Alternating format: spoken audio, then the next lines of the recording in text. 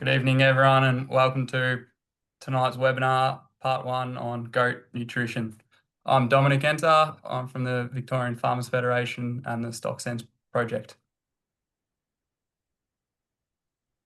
Stock Sense is a project run by the VFF, and we're funded by the Cattle Compensation Fund and the Sheep and Goat Compensation Fund. And it was established to help Victorian producers maintain and improve animal health and welfare and Victoria's overall biosecurity status. So we do this through workshops around the state, through a number of webinars each year, we have fact sheets online, and we also have an e-newsletter, which is quarterly. We have some upcoming events next week, part two of this webinar series. It's the same link as tonight, and Dr. Baron Squire from Ag Victoria will be discussing Victoria's most common goat diseases. We also have a couple of workshops around the state, one in South Gippsland, one in the Yarra Valley, one in Baw, and one in Ballerine. So if you're interested in any of those, please head to our website. Tonight, we're lucky enough to be joined by Jess Revell. Jess is the Principal Nutritionist and Animal Production Consultant with Ruminate Livestock Services. With more than a decade's experience in ruminant nutrition, Jess has worked in ration formulation, intensive animal nutrition, extensive animal production, reducing metabolic disease, seasonal management, and key event planning, to name a few. Jess continues to develop her knowledge and keep up to date with the latest technologies through studying a Master's in Animal Science with Charles Sturt University. She is also a member of the Australian Associate of Ruminant Nutrition. Thanks for joining us tonight, Jess. Before I hand over, I'll just do a little bit of housekeeping. So if you have any questions, please type them into the box and we'll try to answer those at the end. Tonight, there'll be roughly a 1 hour presentation followed by 30 minutes for questions. Slides will be sent out to you via an email along with a link to the recording. And we will have a survey sent out as well, and we'd appreciate your feedback. That's how you can stay in touch with us. We're on YouTube, Facebook, and Instagram, and there's our email address as well. So thanks, Jess. Really looking forward to your presentation tonight, and I'll hand over to you to get into it. Thank you. Beautiful. Thank you, Dominic. I'll just share my slides. Can we see those? We can, yep. Just excellent. Not full screen. There we go. Beautiful. Good evening, everyone. Thank you for jumping on and taking time out of your Wednesday evening to talk all things goat nutrition. As Dominic mentioned, my name is Jess Revell. I run a business called Ruminate Livestock Services, which provides independent livestock nutrition and animal production advice to dairy, beef and sheep producers across predominantly Victoria and southern South Australia. So I'm based out of Ballarat and run the business out of there. I've been in the industry for sort of 20 years, showing my age. And my interest in goat nutrition stems from formulating pellets in a prior life in a feed mill for dairy goat nutrition, and then consulting on rangeland goat and a lot of intensive feedlot nutrition as well with the business.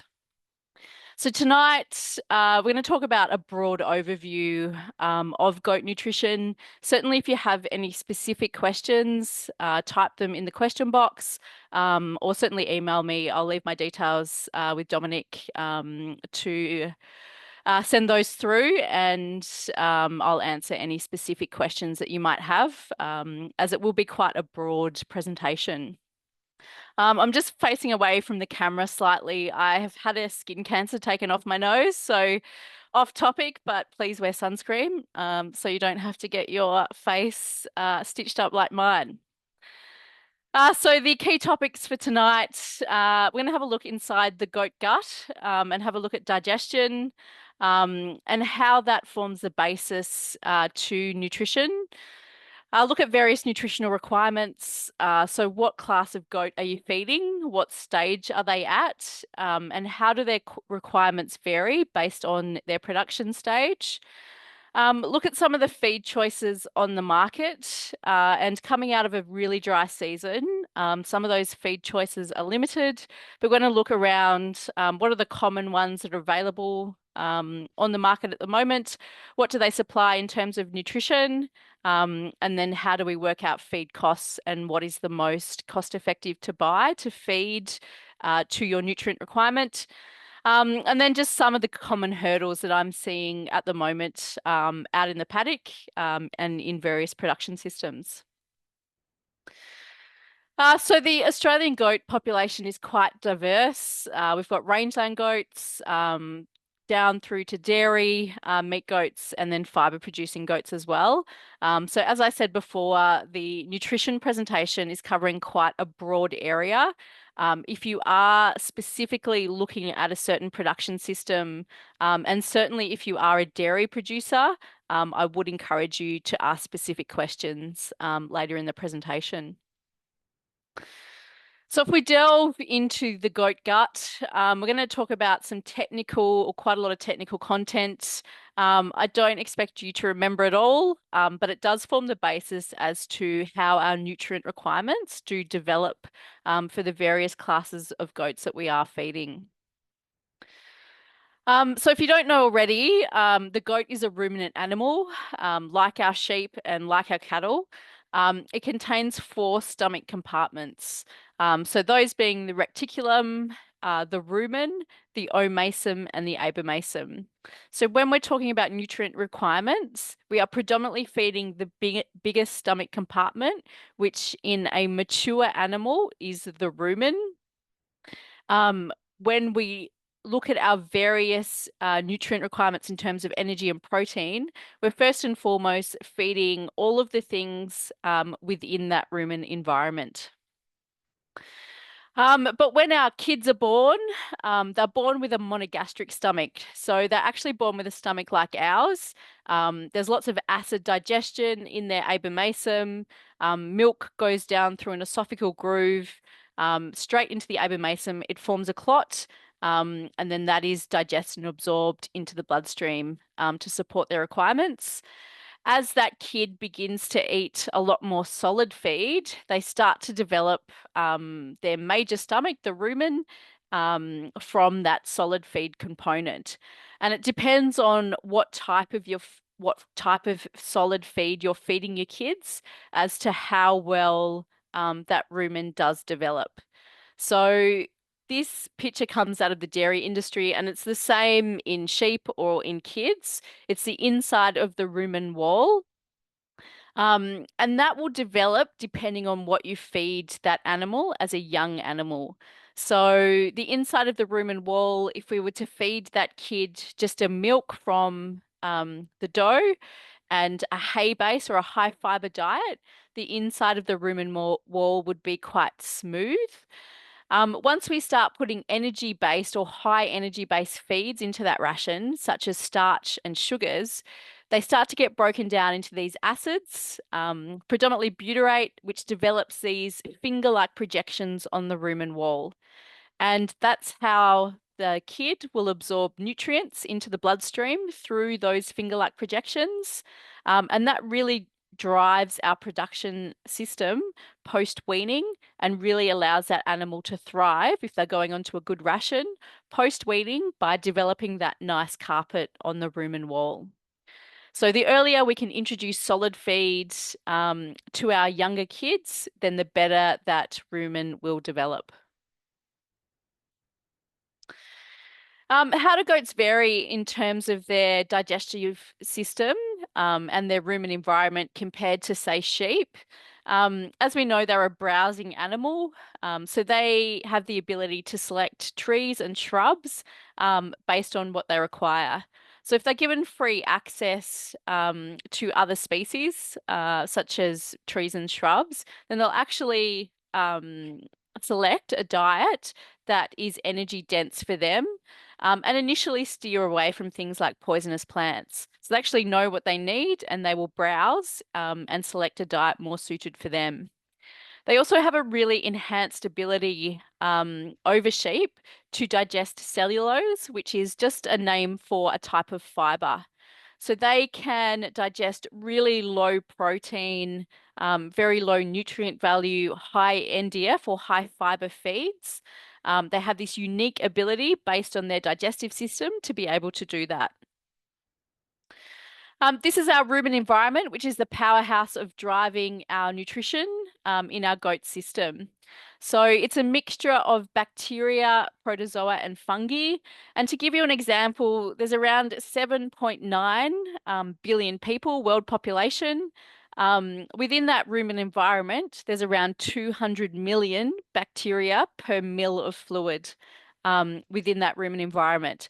And they, or the bacteria, the protozoa, and the fungi, have a job to digest the type of feeds that we're feeding our animals. So that's why we say when we're feeding goats, we're actually feeding the rumen because we're feeding all these bacteria, protozoa, and fungi to break down those feeds and to make them into something that they can use for meat, milk, and wool. Their rumen capacity is actually larger than a sheep's, so it's around 85% compared to 73% in the mature animal. And as we said before, they have this unique ability to digest really fibrous feeds because they have lots of fiber digesting bacteria or cellulotic bacteria. And the unique ability to digest fiber comes from they have this enhanced ability to digest protein or to recycle proteins such as urea throughout that rumen environment, which creates more microbes and helps digest that really fibrous feeds. So now we know that we are feeding that rumen environment or that high microbe population. Let's have a look at nutrient requirements. So all of these things, water, energy, protein, fiber, minerals, and vitamins really drive how that animal performs based on their diet. So the first most limiting nutrient is typically water. Really got to be mindful of water quality and supplying enough water. Energy really drives our production targets, such as putting on weight or growing out those animals, or laying down body condition or fat on our animals to keep them growing. Meeting our production stages of pregnancy and also milk production is really driven by what type of energy you're feeding. Protein grows the rumen microbes first and foremost. They always need a supply of protein to grow. In our younger animals, it's the building blocks of muscle. So really meeting our higher protein requirement with our younger animals to build muscle is really important to their requirements. Fiber is essential for rumen function. And as we said before, they're very efficient at digesting fiber, but the rumen microbes actually need a really good fiber mat, which we're going to touch on later. And the way we feed fiber in our rations really drives rumen function. And minerals and vitamins are needed in smaller amounts, but each mineral and vitamin has a role to play. If we're deficient in one of those minerals, then we won't be meeting our production targets. All of these requirements vary with the age of the animal, the live weight of that animal, the stage of growth if they're a younger animal. So what is your growth rate target? The pregnancy status of that animal or how much milk they're producing. So the very first thing we need to work out is what actual stage is our class of goat at. So are they 4 months into pregnancy? How much milk are they producing? Are they producing a litre compared to half a litre? What sort of growth rate targets are you wanting? So are you looking at 50 grams or 200 grams? What is the live weight of that animal is the most important thing to really look when we start to look at requirements. We need to know what live weight that animal is as a dry animal, so no weight gain or weight loss, to really be able to work out what our nutrient requirements are.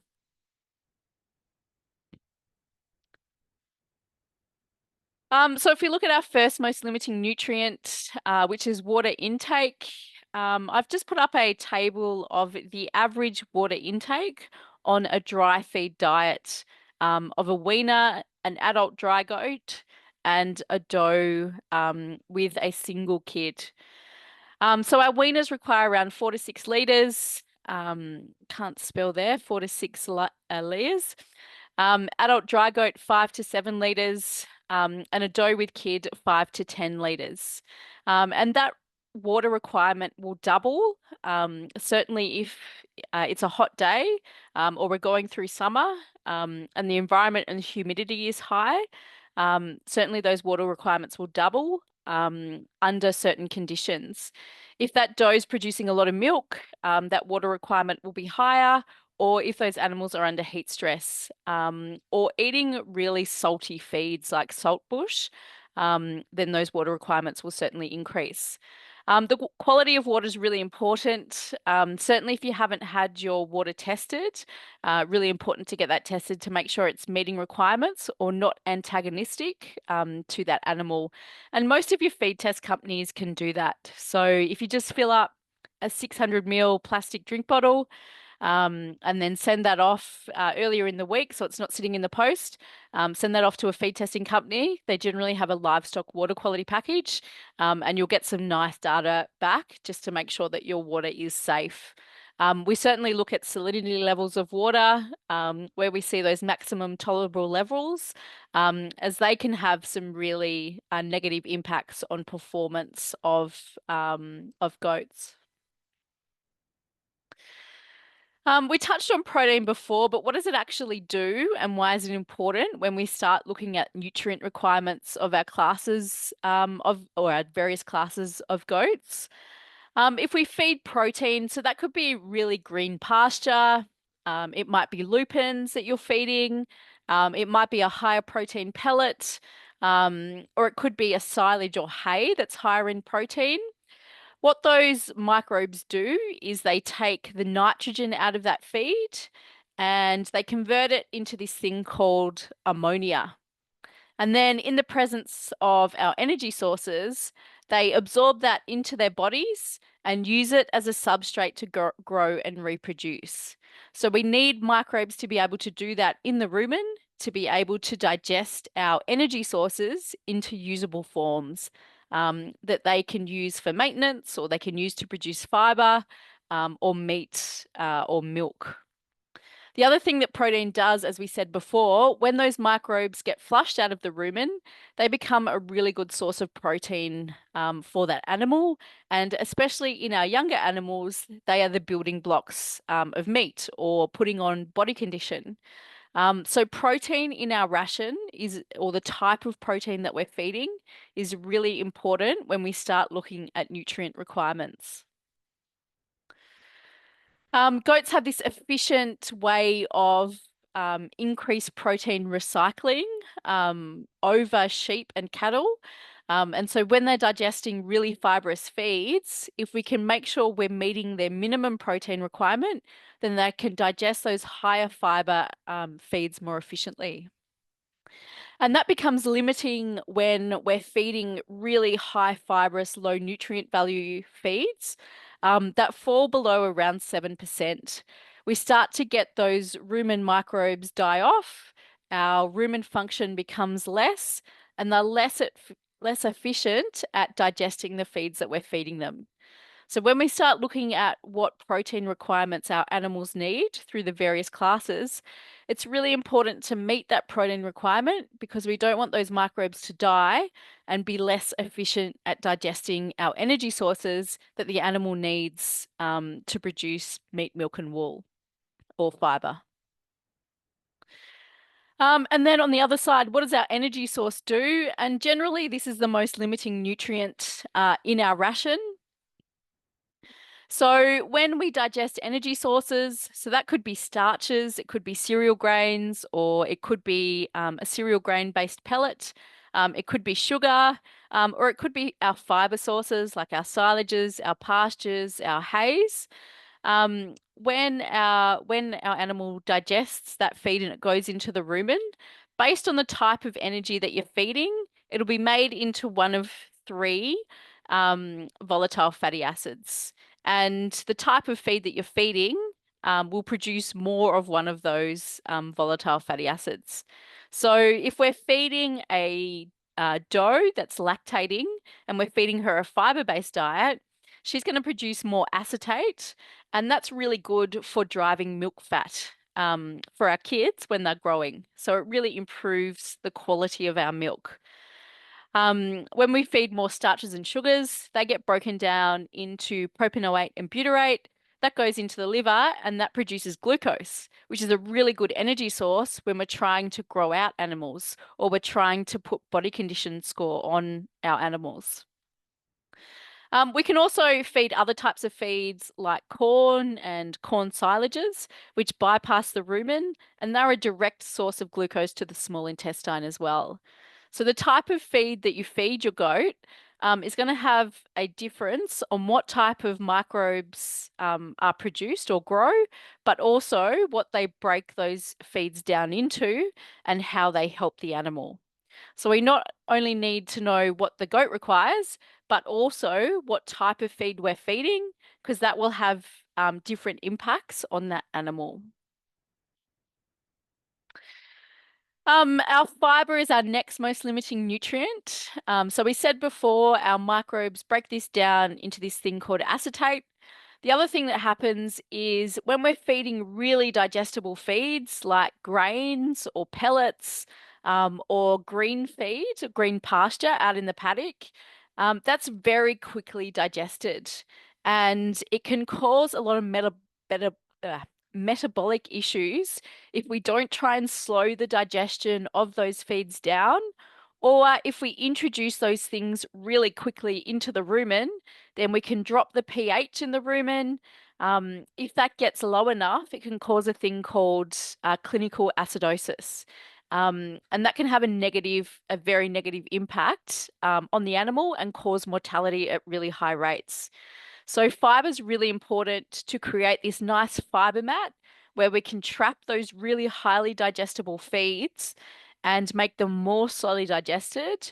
So if we're introducing new feeds, our goats can get used to that feed more gradually, which is really important for the microbes because they like the same thing every day.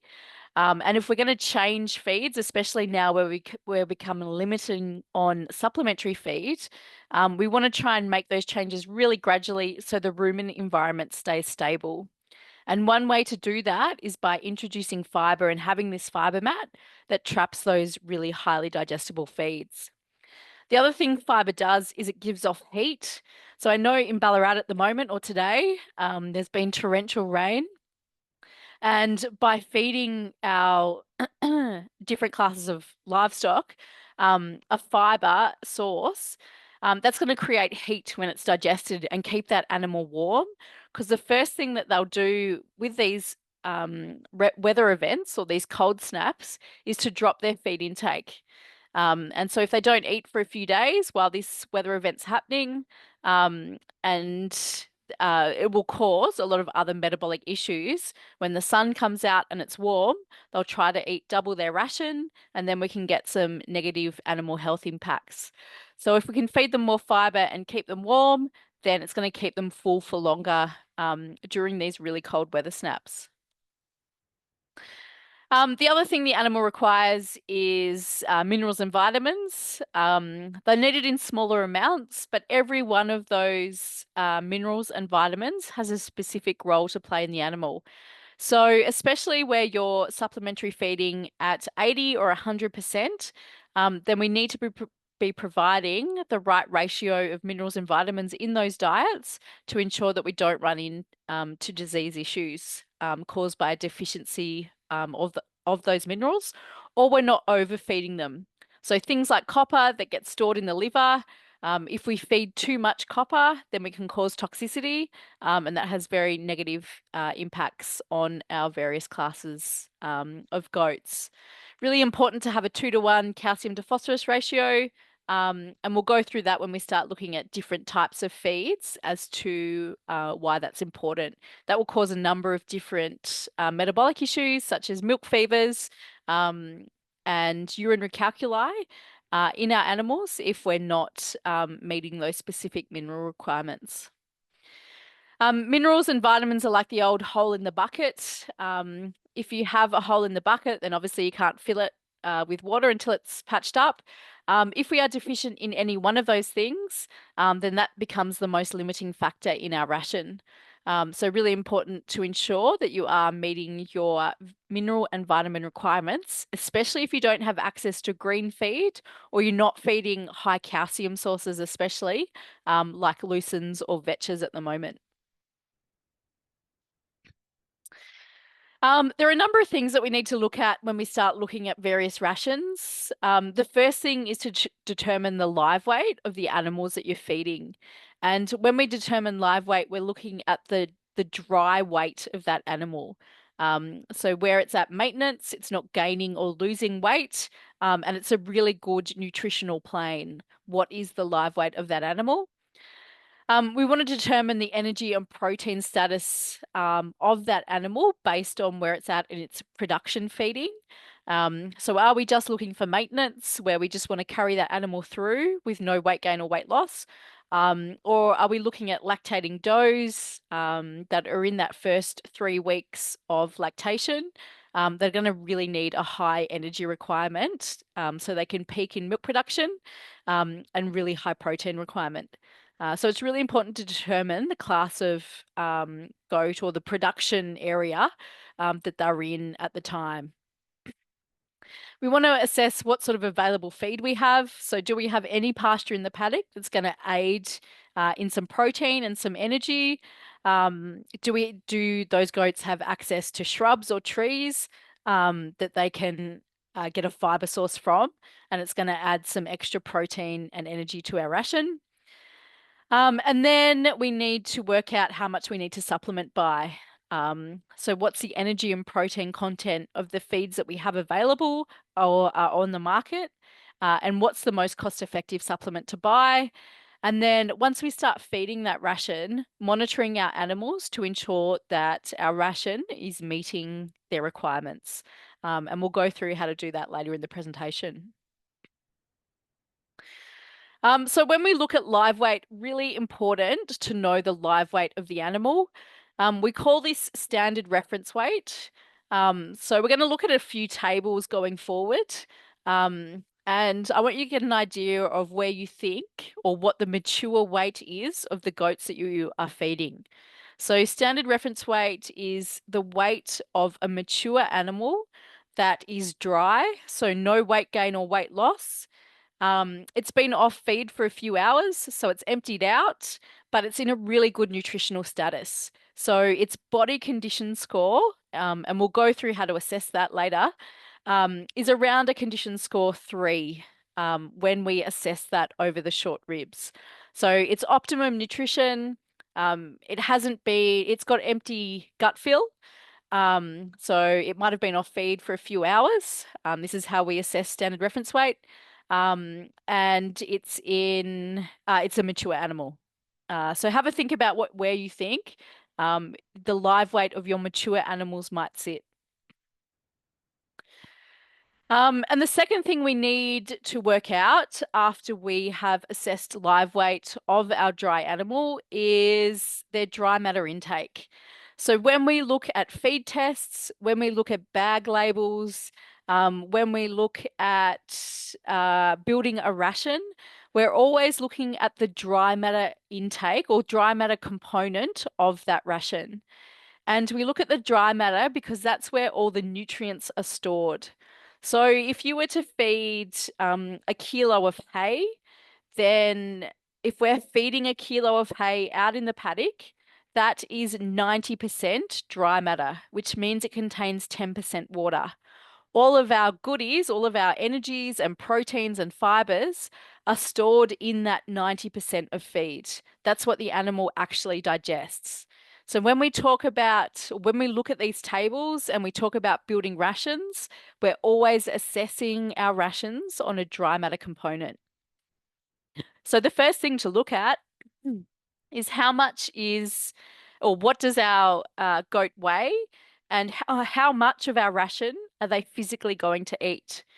So as an example, if we look at this table, we've got 40 kilos live weight on the left. And in the middle there, we see that they will intake around 2% of body weight if they're in a confined system. So if they're not walking much, they're in a really small pen, or you've got them shedded, then they'll eat around 2% of live weight, which is around 800 grams of feed that they can consume to meet that maintenance requirement. If our goats are in a smaller paddock or we're rotationally grazing them with minimal movement, they'll eat around 2.5% of live weight. So they'll eat about a kilo of dry matter intake per day.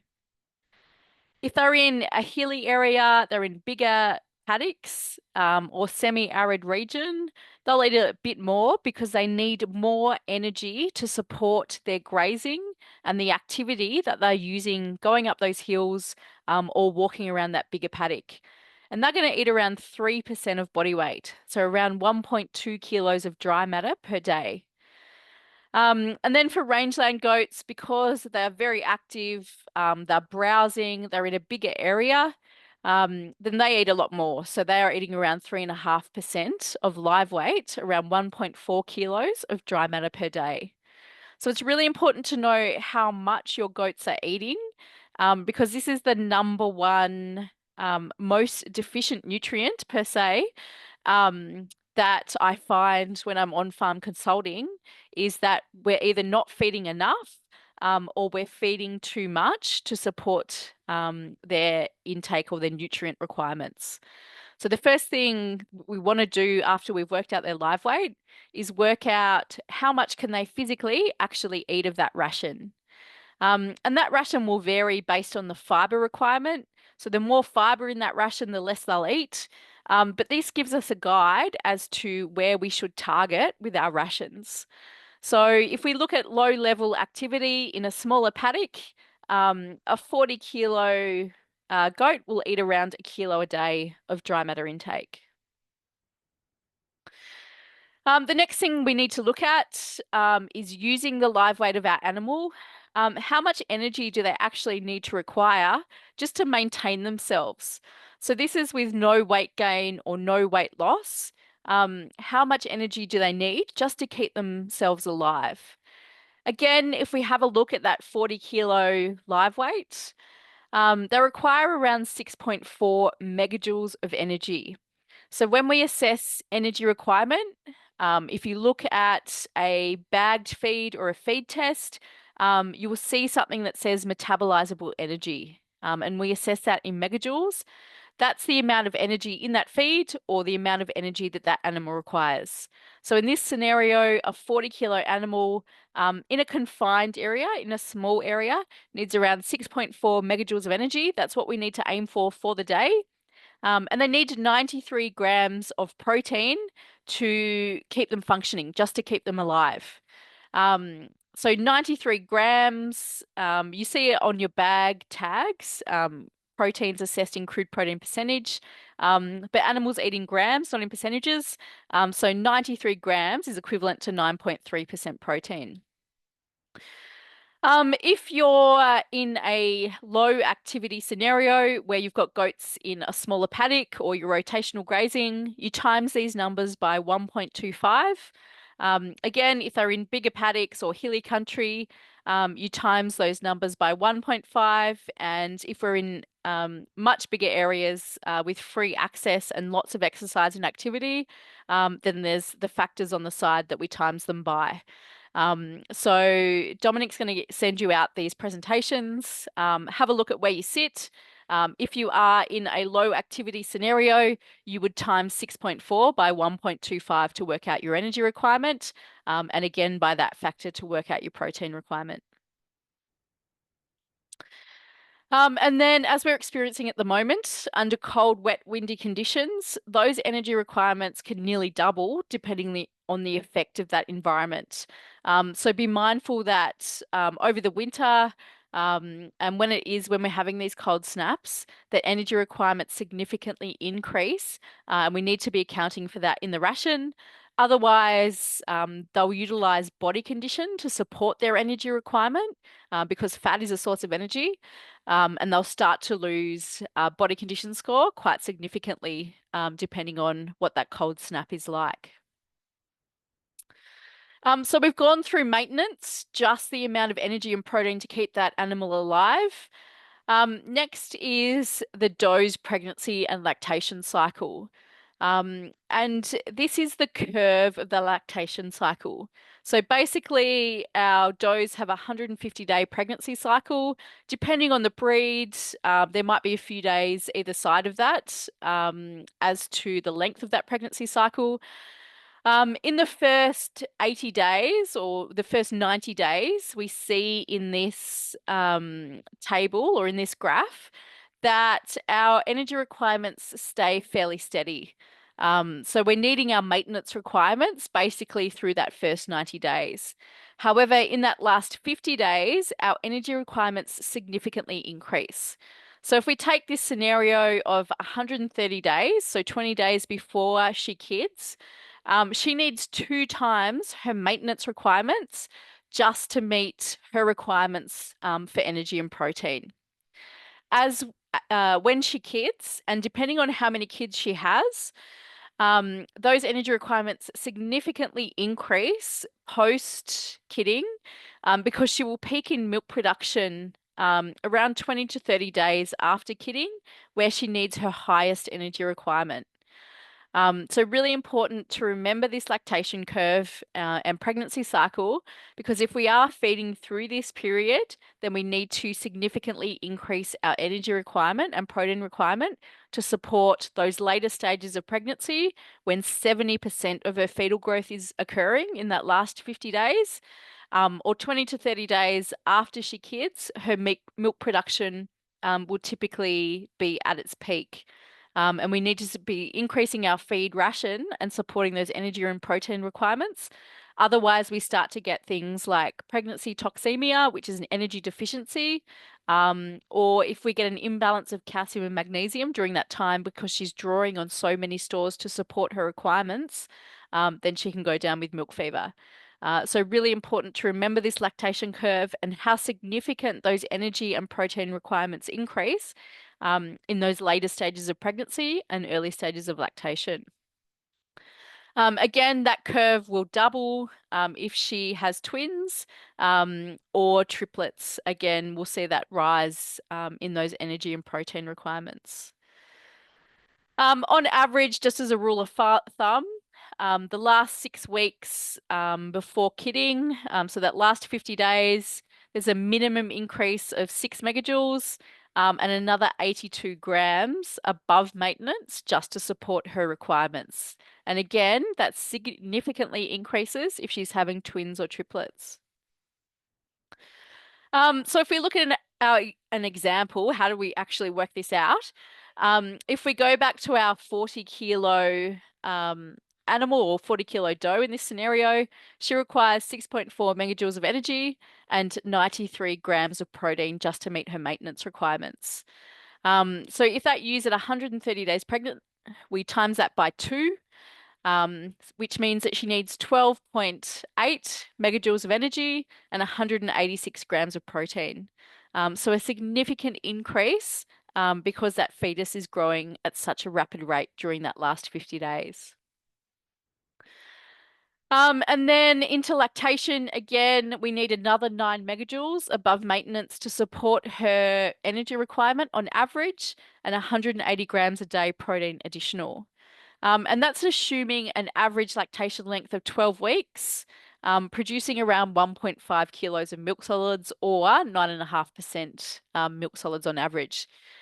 So if you're a dairy producer, there are tables based on your milk output, so your milk protein and milk fat, and what energy requirements additional are needed based on those milk production figures. And certainly if you want those emailed to you, more than happy to email through specific energy and protein requirements for you because they are much higher than non-dairy breeds. So if we just have a look at that energy requirement for a 60-kilo doe, for maintenance, she requires around 9 megajoules of energy a day. If she's producing a twin kid, or if she's producing kids as twins, she requires around 11.4 megajoules. 15 megajoules in those later stages of pregnancy, where that fetus is around 70% of growth. When she's milking in that early lactation phase, so that first 20 to 30 days, she needs 14 megajoules. And in those later stages of lactation, she starts to reduce her energy requirement because her milk production reduces. So that's again the same as that lactation curve that we've seen. And just shows you the difference in requirements for a 60 kilo doe. Sorry, I do a lot of sheep presentations. Um, so there's various tables based on where you sit and the type of breed that you have. MLA has a really good publication going into goats, and they have all of these tables in their appendix section. There's two publications, the NRC and Australian Standards of Feeding, which you can Google and look up these tables. Otherwise, I can send them through to Dominic if you want to request them and provide those for you. And then when we're looking at kids and growing them out after weaning, we really want to determine what sort of growth rate do we want. So do we just want them to grow out slowly? We're not worried about really fast weight gains, or are we really trying to push those weaners along so we get some good growth rates and either get them up to a joining weight or we sell them off into other avenues. So just as an example, if we're looking at 100 gram a day growth rate, that's another 3.6 megajoules above those maintenance requirements and 28 grams of protein. As a young animal, as we said before, they're laying down protein, the building blocks of muscle. So they do require a significantly higher protein diet to support their requirements. So really important to get their energy levels right, but also their protein requirements right. Otherwise, they don't grow out properly and they don't have those muscle stores to be able to support those higher growth rates later in life. When we're looking at the maintenance table to determine what they need just to stay alive, again, we need to know our live weight of those kids. Really good practice is to weigh them at weaning, just to see where they sit in terms of your weaning weight when we're weaning them off milk. And again, just another table that shows various breeds and what they require in terms of live weight, their dry matter intake, their crude protein percentage, and then their ME requirement. So if we look, I've just taken the example of boar kids at 20 and 25 kilos weaned at. They require a significant amount of protein. So we're looking at 26% protein and a very high energy requirement just to meet that 100 gram growth rate at 13.5 megajoules of energy. They also eat a lot more. They're very efficient at converting feed as a young animal, so around 3.7 or 3.2% of live weight, depending on what they weigh. So let's delve into what sort of feeds should we feed and what's available on the market at the moment coming out of such a dry period.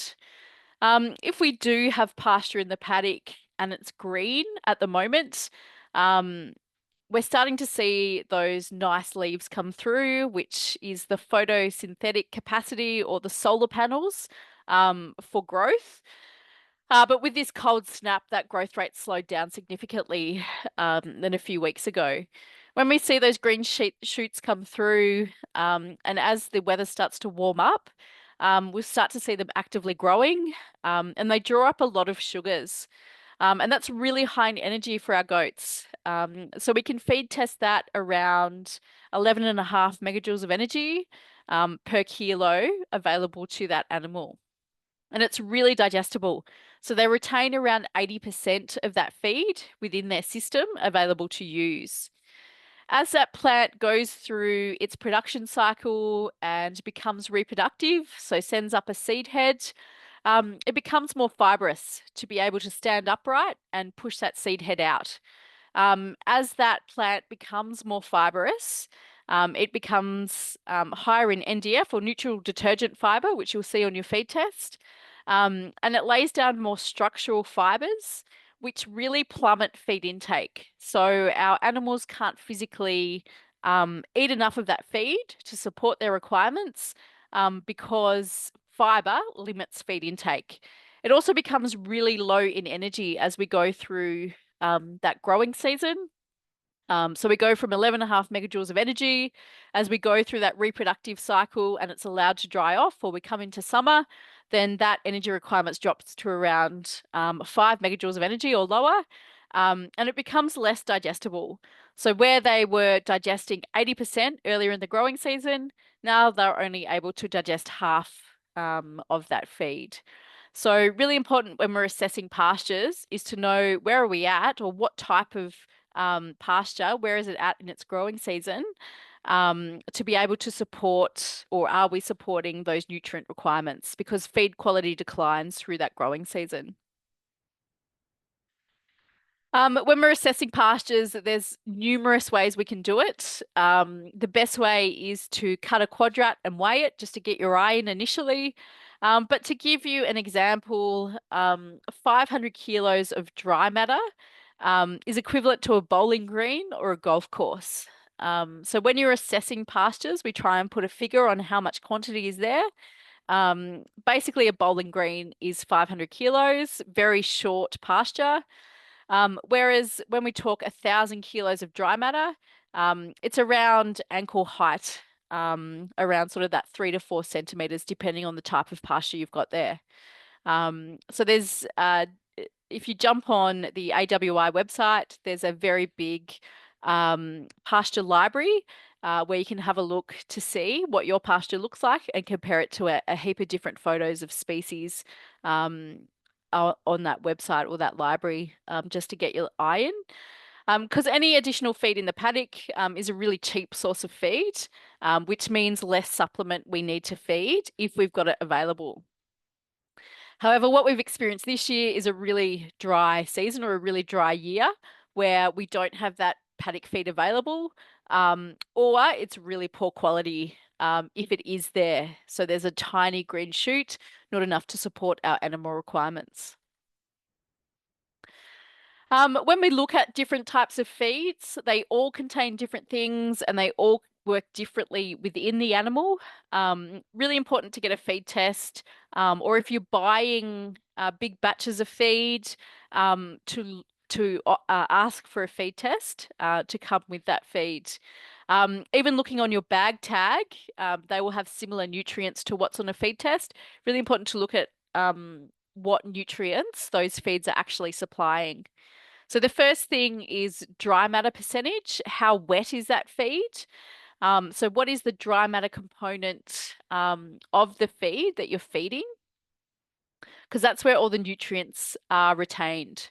So if you look at this feed, it's 8.5%, 18.5% dry matter, which means it contains 81% moisture. So it's a really wet feed. Only 18.5% of that feed has nutrients in it. The rest is water. Crude protein, we said before, is really good for growing the rumen microbes and very important for our younger animals or our does that are lactating, because protein has such a big impact on milk production. So this feed in particular has 13.2% protein. A high protein component, like a lucerne hay, would be around 21% protein. So really important to look at the protein percentage. The acid detergent fiber is what's not digested or what's unavailable to the animal. So a really good figure to look at, especially if you're buying hay, to see what the ADF is and what they're not going to eat. The NDF component is a measure of all the fibers within that feed. So the higher that number, the more it will plummet feed intake. So something like a straw would be 75% NDF and really limit feed intake. If we look at something like a barley, it'll be around 17% NDF, which means they can eat a lot more of that feed and they're not limiting intake. Digestibility is how much they retain of that feed within their system. So we see this is 69% digestible, which means they're retaining 69% of that feed within their system to be metabolized.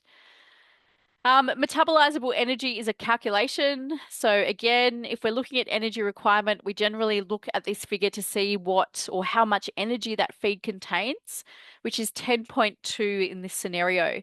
That means it's 10.2 megajoules per kilo. So if that animal was eating a kilo of this feed, they would be getting 10.2 megajoules of that feed. So if our maintenance requirement was 10.2 megajoules, we would need to feed a kilo to support their maintenance requirement. If we're only feeding half a kilo of that feed, then we're only getting 5 megajoules of that feed for that animal retained. Fat percentage is really important when we're feeding things like pastures. Fat levels above 5% can do funny things in the rumen and coat the fiber and make it less digestible, and do nasty things to our rumen microbes. So we generally look at that when we're feeding high fat rations or we're feeding lots of pasture in the paddock that's green in spring. Ash is all the organic minerals, and the inorganic component, like if you shake dirt into the bag when you're doing your feed test, or there's other leaves and sticks and things that will show up in your ash component. And then other nutrients that we might look at are sugars, water-soluble carbohydrates. So really important if you're buying cereal hay to look at the sugar level. Values above 15% are considered high. So a really good cereal hay would be around 20% sugars. Starches, if we're looking at commercial feed products or cereal grains, will have a really high starch load. So something like barley would be 65% starch or wheat 75% starch. If you're buying in a commercial feed premix from your rural reseller, you can look on the bag and look at their starch value. And that gives you a good indication of what sort of ingredients they're using in that diet. And non-fiber carbohydrates is another measure of energy.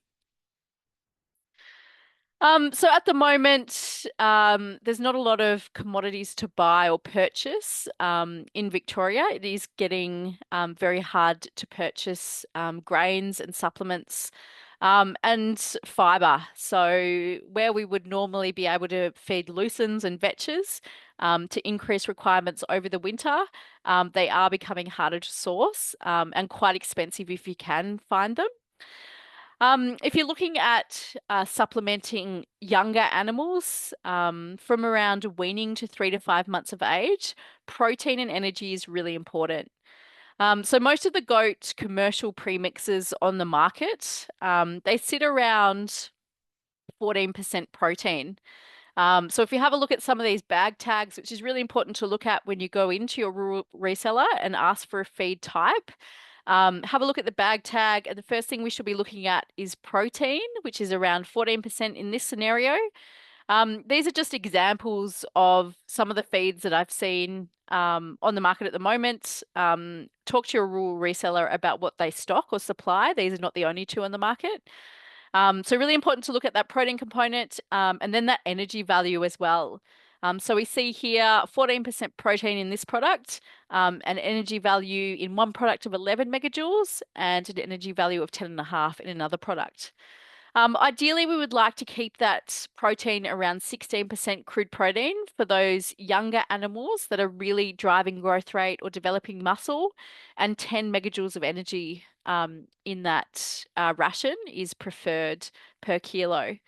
So if we are finding that a lot of the feeds available on the market are around that 14%, then we need to be providing some other supplement to increase that protein component.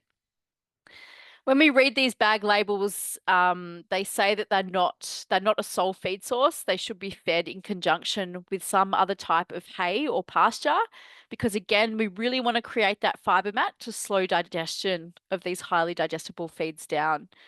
So especially when we need that extra 2% protein, additional green pasture if you've got it, higher protein hay if it's available, or in this year, looking at something like a Lucian chaff to add with that grain mix to really boost the protein in that ration, or something like a 10% urea block might increase that protein by 1 or 2% to be able to drive that protein component and really build muscle in those younger animals. When we look at lactating does, again, milk production is really high or their requirements are really high in that first 10 to or 20 to 30 days where they peak in milk production. We want to try and be providing a 16% crude protein product and 10 megajoules per kilo, which is preferred. So again, read the label. This ration runs at 16% protein and really good levels of energy.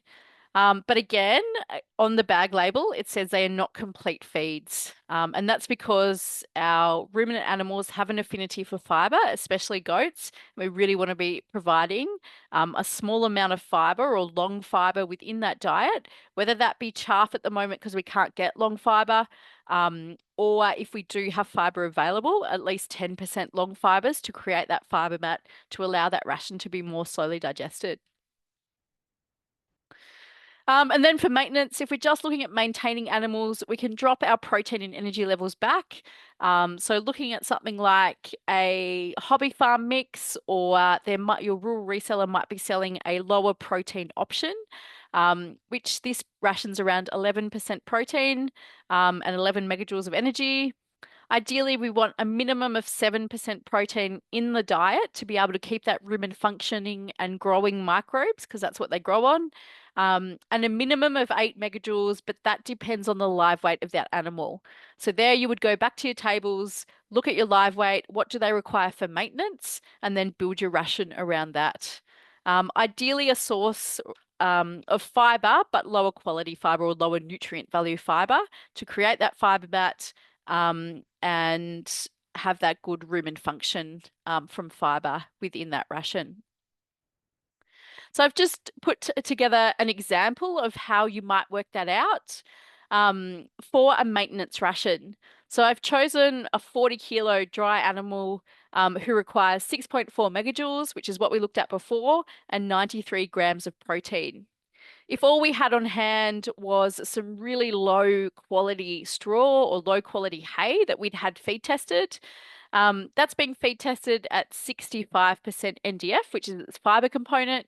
And I can do a calculation and work out that that animal is going to eat around 0.7 kilos of dry matter of that hay or that straw based on its NDF value. On our feed test, it said that our energy value was 5 megajoules. We times that by 0.7, which means that our total megajoule of energy for that animal is 3.9 megajoules. So that's all that they can physically fit of fiber into their rumen or for digestion. So we've got a deficit of negative 2.5 megajoules and 58 grams of protein in deficit because this straw was testing at 5% protein or 50 grams per kilo.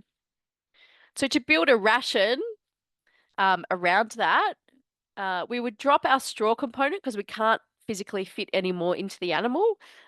We can't fit any pellets or grain into that ration unless we reduce our straw component.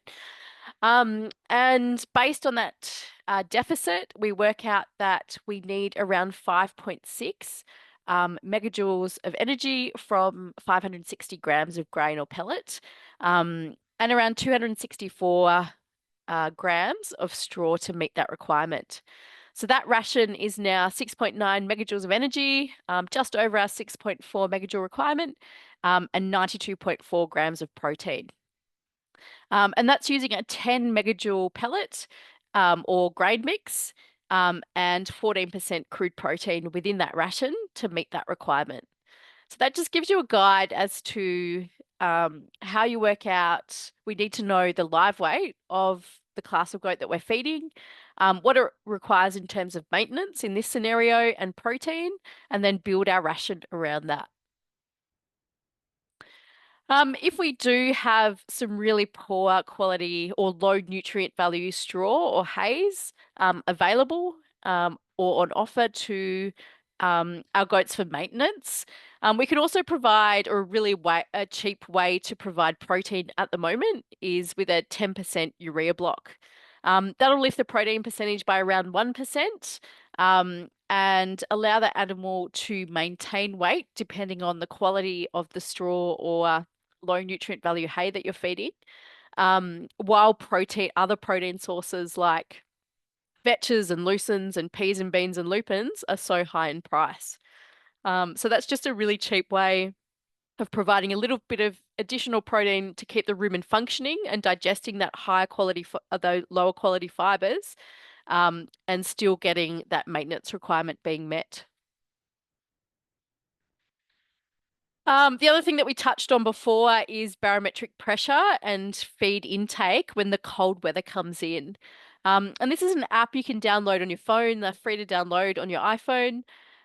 It's just a barometric pressure of the environment that you're currently in at the moment.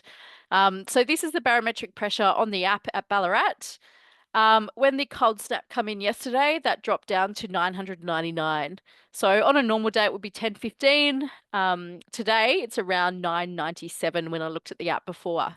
When that drops, feed intake of our livestock also drop as well with this cold snap. So you'll notice that they eat a lot before a cold event or a rough weather event.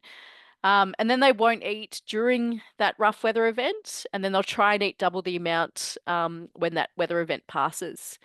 And the way to counteract that, as we said before, is to, if we have it on hand, or if we don't use chaff as a basis for fiber, is to try to increase the fiber component of the ration to keep those animals warm and full during those rough weather events. There's been a number of metabolic issues due to animals being hungry, which haven't had that higher fiber diet over the winter, and raised a lot of different animal health issues because of that empty gut fill, or eating double the amount of supplement, like our grains and pellets, when the weather event passes, and then causing acidosis issues. When we're looking at buying different supplements, and again, you'll get these slides, so don't worry about the maths too much tonight. But it's really important to know and compare those feeds equally when you're working out what is the most cost-effective supplement. So I just have two different supplements here as the example. One is barley, 12.5 megs of energy, 12% protein at $400 a ton. And the other is a 12 megajoule, 14% pellet or grain mix. Again, 12 megajoules of energy, 14% protein, and $450 a ton. So what we need to do if we are comparing feeds is to work them out on a dry matter basis firstly. So we do that by using the cost of that feed, and then dividing it by the dry matter percentage, how much dry matter is in that feed, to get its dry matter cents per kilo. So it's 400 tonne a cost as fed, but its actual dry matter cost is $444 a tonne. If we look at that pellet, $450 a tonne. When we divide it by its dry matter, it's actually $500 a tonne on a dry matter basis. And that allows us to compare those two feeds equally. Really important if you're comparing a wet and a dry feed is to get them back to that dry matter basis. And then we value their energy level. So barley is 44 cents divided by 12.5 megajoules is 3.5 cents per kilo of energy. Our pellet is 50 cents divided by 12 megajoules. It's 4.16 cents on an energy basis. So in this scenario, it's cheaper to buy barley than it is the pellet. If we wanted to meet the protein requirement, so say we were deficient in protein in our ration, we'd do the same thing again with their protein and energy requirement. So 44 cents divided by their protein requirement, which is 12%. Sorry, that says megajoules there. It should be 12%. Is 370 cents per kilo of dry matter, and 50 cents compared to 14% protein is 357 cents per kilo of dry matter. So if we wanted to replace protein in our ration because we were deficient, then in this scenario, the pellet would be more cost effective if we're looking for protein. So really important to know what you're deficient in, compare them equally on a dry matter basis, and then work out what is the cheapest supplement to buy in. That's just the price per energy or per protein. It doesn't really tell you anything about the feed. And in some cases, it doesn't tell you whether it's a fiber or whether it's a grain or a pellet and how that behaves within the rumen. So just use this as a guide when you're making your decisions. And then monitoring the ration, once we've worked out how much we need to feed, really important to monitor animals to make sure that we're meeting their requirements. And the way that we do this with mature animals is to work out what their body condition score is. So we measure that over the short ribs. It's the amount of fat and muscle over that short rib area. That gives us an indication of what their nutritional status is in. So if they're losing weight, they will typically lose it from that area first, both fat and muscle. So we can work out whether our ration is meeting requirements or it's not meeting requirements once we've introduced that ration. And we're aiming for around a target of a body condition score 3, where you can't get your fingers in between those short ribs. We can just feel the fat and muscle on the outside, but we can still feel the bone of the ends of the short ribs. And there's no indent in that eye muscle area either. And then whenever we're changing feed, again, we said at the beginning that we're feeding the microbes in the rumen. And those microbes take around 14 to 21 days to get used to a change in feed. And it's one of the biggest issues that I still see in the industry is not introducing that feed slow enough and then causing those acidosis issues. So that's whether you're changing batches of hay, whether you're going from a grain to a pellet, whether you're going from a low fiber grain ration to a high fiber grain ration.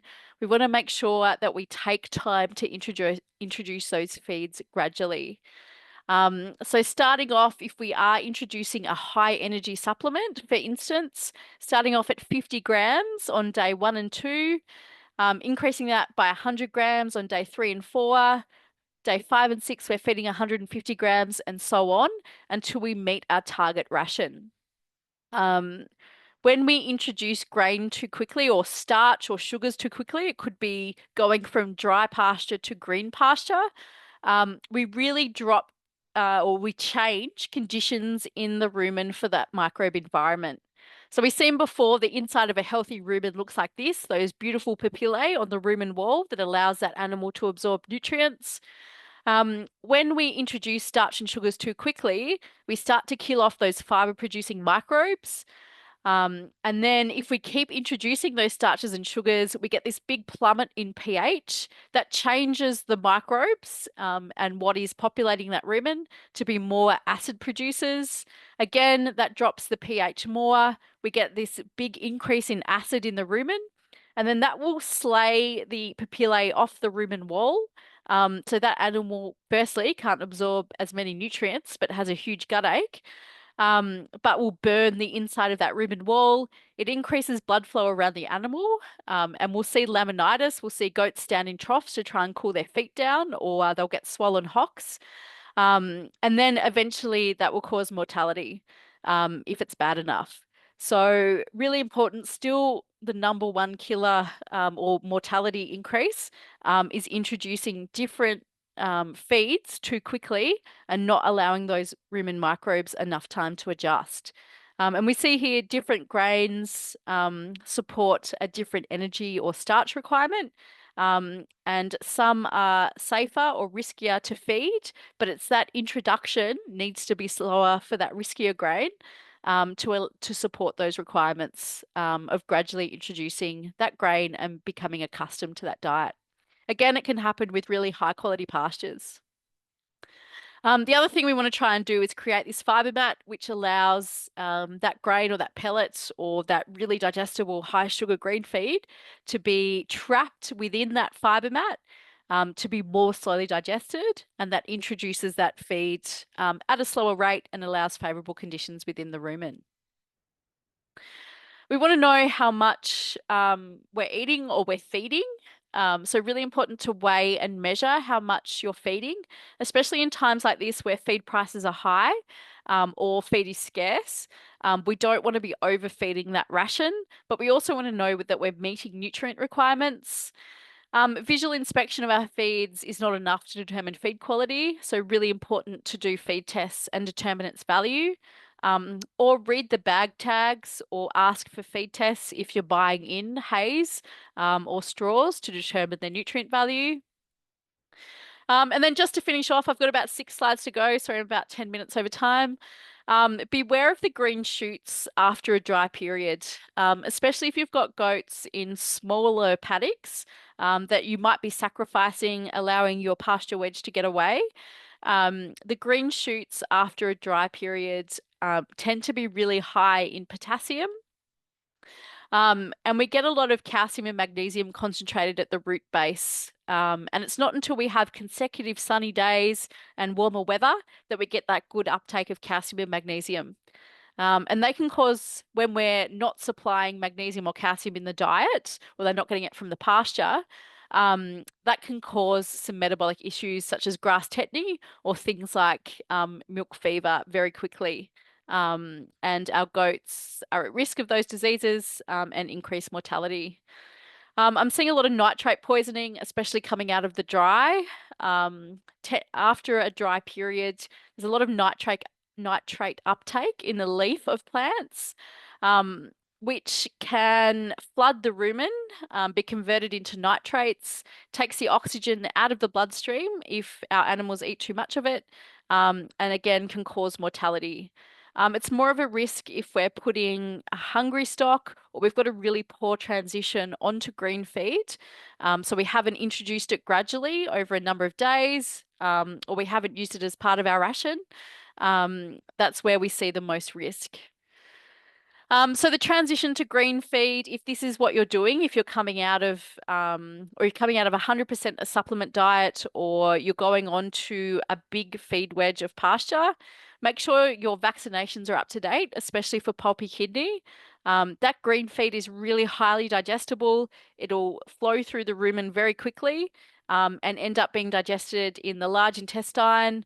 That can flare up the pulpy kidney bacteria and cause mortality very quickly due to that high flow through rate and really poor introduction onto feed. So make sure your pulpy kidney vaccinations are up to date. Ensure your animals have gut fill. So make sure you're feeding fiber or roughage 6 to 12 hours prior to release and having that out there in the paddock if you can to allow them to regulate their intake on that fiber component, to have that really good fiber mat to slowly digest that green feed. Release them later in the day. Ensure that they're not hungry. And if you can, graze on and off that pasture to allow that rumen to become accustomed prior to release for a few days before introduction, or you might have a paddock that has lower quality feed in it that you leave open, which they could regulate their intake on. Really important to provide access to mineral supplements as well, whether that be a loose lick or a home mix lick or a block, high in calcium and magnesium to replace those minerals that aren't in or are very low in that short green pick. So just to finish off, we've looked at the digestive system of our various breeds of goat. We've looked at the nutrient requirements for different stages of production. Really important to at least know the live weight of the dry animal, of the stages or classes of livestock that you're feeding.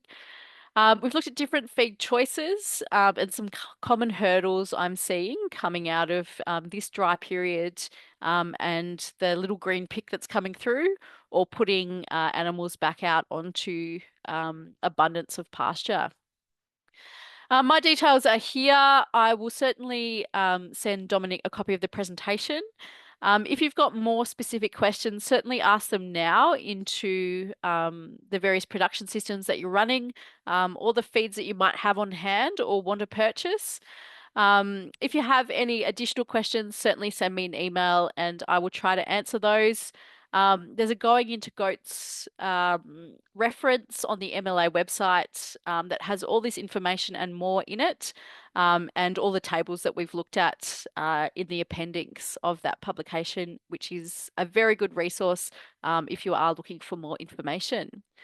Thanks to VFF and StockSense for the opportunity to speak tonight, and I will hand back to Dominic. Thanks, Jess. Great presentation there. That was fantastic. I might get a link for that, for those tables. That'd be great. Please ask away any questions you have. There's a couple coming through already. When feeding the mixes from bags, how do you account for urinary calculi you see with wethers? I found too much grain causes issues. So you want to make sure that your feed is balanced for calcium and phosphorus. So if you're buying a commercial premix, have a look on the bag tag. There should be twice as much calcium in that premix as there is phosphorus. It's when you're feeding straight things like, or straight grains like cereal grains, barley or wheat, or cereal hays are really high in phosphorus and they throw out the calcium balance. So where you're feeding those straight grains, you want to make sure that you're providing the calcium and phosphorus, or sorry, the calcium um, mineral to be able to balance out the phosphorus in those cereal grain or cereal hay supplements. So a really cheap home mix is to do a 2-to-1 limestone salt lick. So mix that up. I was on farm yesterday and they're mixing theirs up in a bathtub. You can use cement mixers to mix them up, or a bucket and a shovel. 2 limestone to 1 salt. If you've got younger animals that you're growing out, or those that are lactating, add in some mag oxide at 2 parts as well, to 1 part salt, and that will make a really nice mix when you are feeding some of those higher phosphorus feeds. That's a great tip there. More on the UC, urinary calculi. Is lucerne hay dangerous for that? Lucerne hay is high in calcium, typically. Always get a feed test, but our lucernes or our legume type hays tend to have a really good level of calcium. So less risk than something like a cereal hay, which is really high in phosphorus and throws out that calcium balance. So no, but always good to get a feed test. Thank you. Are there safety considerations when feeding lupins to dairy goats? Um, Safety considerations in terms of acidosis, no, they're very low in starch. So they're quite safe to feed. But in saying that, if you're changing the ration and you haven't fed lupins before, take the time to introduce them gradually so your rumen microbes can become accustomed. Because if you change, say you haven't fed lupins and it's not in your ration, and you put them in the next day, then you'll see a change in your milk results if you haven't introduced them gradually. So they're, in terms of starch, they are low or minimal starch grain. They're safe to feed, but take the time to introduce a change in feed gradually into your ration. Thanks, Jess. If someone's interested in testing for minerals and vitamins levels, is that something a vet can do? Would you recommend that or For the animal, yeah, yes. So generally, and it depends on the mineral or vitamin that you're looking at. So things like copper and selenium, a lot of that is stored in the liver.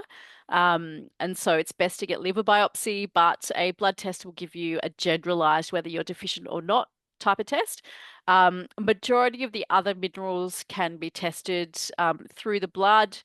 There's a few others, depending on what you want to test, that need other parts of the animal to be able to get a true representation. But your presentation next week, they should cover minerals and how to test it as well. right?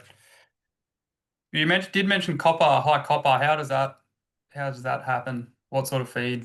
So copper gets stored in the liver. So more of a risk if you've got, say, summer weeds and high copper. Goats are quite good at metabolizing copper compared to sheep. But there is still a risk if you're overfeeding copper above the maximal tolerable levels. So it will get stored in the liver. And then if you're feeding lots of copper on top of that, then you can cause toxicity. Yep. Thanks, Jess. Is there a problem if we've talked about underfeeding, but overfeeding and a goat being fat, is that an issue if Yeah, someone definitely issue. So if they're high body condition score, then they can utilize more fat, especially when they go to kid. They'll actually utilize more fat, and that will be processed through the liver, and it will create these things called ketone bodies. Too many of those can be really toxic to the animal and again cause things like pregnancy toxemia. So over fat and underweight or under body condition score animals can have higher risk of metabolic issues. And then we go into things like reduced conception rates, reduced milk production, that sort of thing as well. Well, it's good to get the scales out then. Is there a calculator somewhere that can help if you'd like to make your own mixes? For example, I like to add sunflower seeds, but I've learnt they are high in phosphorus. There is a really basic calculator and it's called, from memory, New South Wales DPI Drought Calculator. It's an app on your phone as well. Um, so you can do a quite a basic ration there. You could put it together. You might have to add the feed test from your sunflower seeds in there. Otherwise, there's a lot of different Excel spreadsheets as well. I think AgVic have an Excel spreadsheet on their website too. With not common feeds, you might have to add your own feed test in, but there are a number of different either Excel spreadsheets or the New South Wales DPI calculator is quite a good tool too. When I went through the costing component, that app could also be used to do that. If you've got the feed tests or there's a feed library within that app as well, you can put your costs of your two feeds in and it will do the calculations for you. Great, thank you. Does soaking lupins or grain change the risk of acidosis?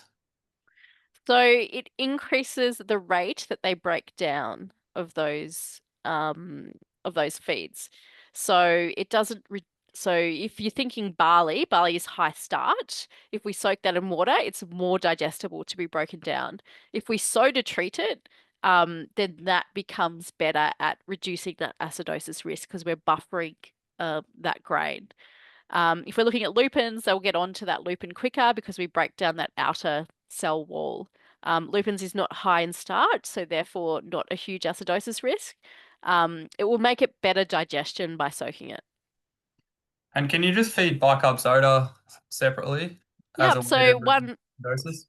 yeah. So as a buffer, you'd want to feed sort of 2% bicarb soda.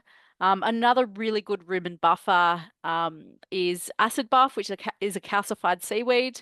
Um, it has a really low buffering capacity, which means it works into a lower rate in the rumen, and it's a better buffer over something like sodium bicarb. But if that's all you can get, just feed it at sort of 2.5% in your ration. Great tip. What's the best hay to feed a fat goat that needs to lose weight? None, no. So something low nutrient value. So they still have their maintenance requirement, but you're looking at sort of below maintenance, so they gradually lose weight. So a low nutrient value straw or a lower quality fiber, if you can get it on hand, and just meeting sort of under maintenance requirement to be able to gradually lose weight. But it depends on the stage of production and what you want to do with that goat as to how much weight it does lose. So if you're doing that pre-joining, say, then that can have issues on conception rate, if you're doing that too close to joining. If if someone has goats and sheep in the same paddock, is there a preferred pallet? You had those goat pallets up before. So, What's the main difference? yeah, a lot of rural resellers will sell sort of a hobby farm mix that covers all species.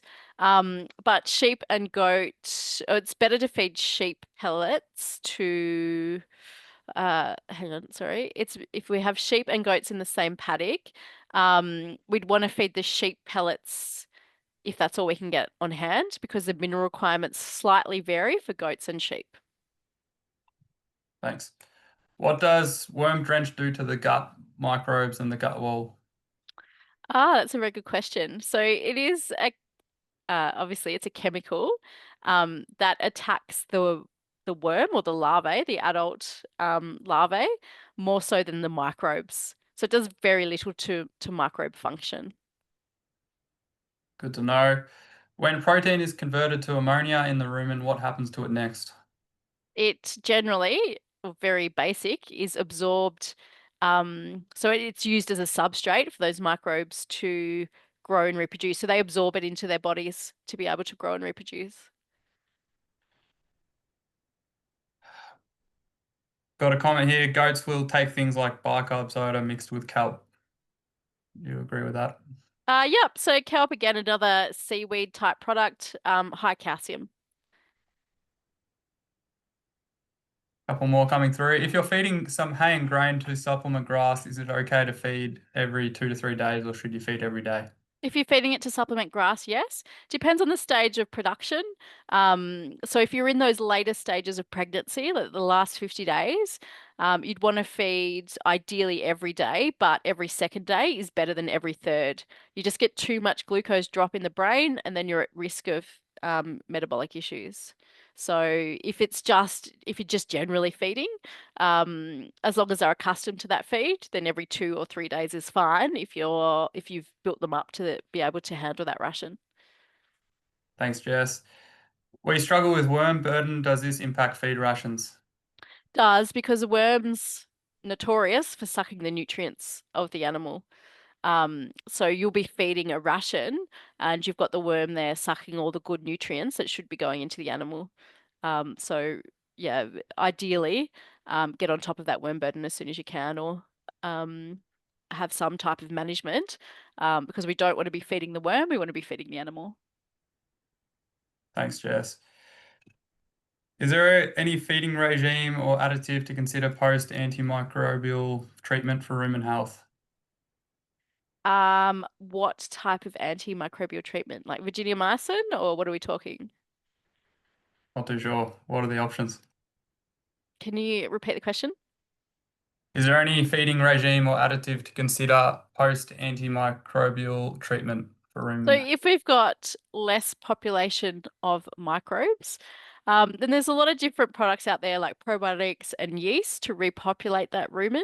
But again, it comes back to a balanced ration to be able to get those microbes growing in a balanced rate again to repopulate that rumen, making sure your proteins and your energy requirements are on target to get that population again. But if we are looking at adding to that rumen environment, then I'd look at exploring some of that yeast options, and some of those probiotic options that are available on the market.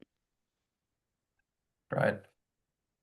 This is a good question. At what age should you start kids on solids, and do they need separate requirements to adults apart from quantities?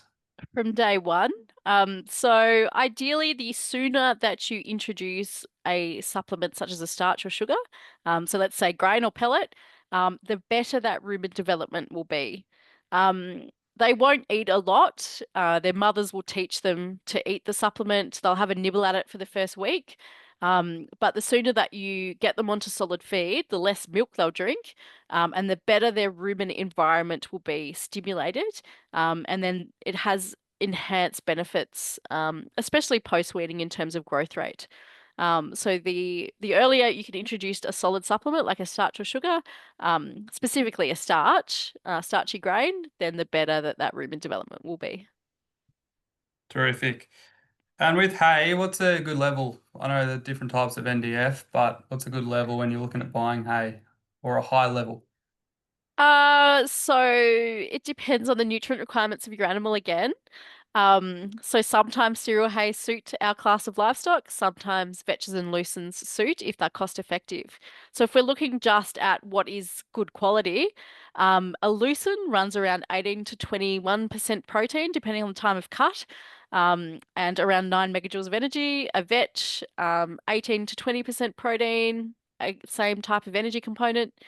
A good cereal hay would be 10 megajoules of energy, 10% protein, and like 20 plus sugars. It's a really broad question depending on what specific class of livestock that you're trying to meet, and then also what the cost is. So I know vetches are sort of $650, $700 a ton, um, and running at sort of 18% protein or lower quality. So it comes back to doing those calculations to work out what is best suited for your livestock. And do the NDF levels vary depending on the hay? Definitely. Yep. Yeah. So if we take a better quality vetch, for example, that might have an NDF of 45%. So our animal will be able to eat more compared to an NDF of 58% or 68%, where they won't be getting as many nutrients because they can't physically eat enough of that lower nutrient value veg and higher fiber. Thanks, Jess. And we've got one more. Would you recommend urea and sulfate or ammonia being added to water? Not to water due to, well, it depends on your situation. Through a mixer wagon, yes, but if you're looking at putting it in trough water, it's really hard to know what the consumption is if you've got no dosing system on your trough. So if you've got um, goats that are drinking 10 liters and then some that are drinking 4 liters, how do you know what each is getting? It's better to mix it in a slurry and put it on feed, or treat your hay or treat your grain with a slurry of urea. And we make that up at 1%, and it adds around 1 to 2% protein to the feed. So additional protein supplement through urea or a sulfate of ammonia is great, but you want to know that the quantity is right because it can cause toxicity really quickly. But it's been a really cheap way of adding additional protein, especially this year in the drought. But most of it is going on feeds, either grains or on hays, to boost protein levels, because it's very hard to dispense through a trough unless you have a specific dosing system.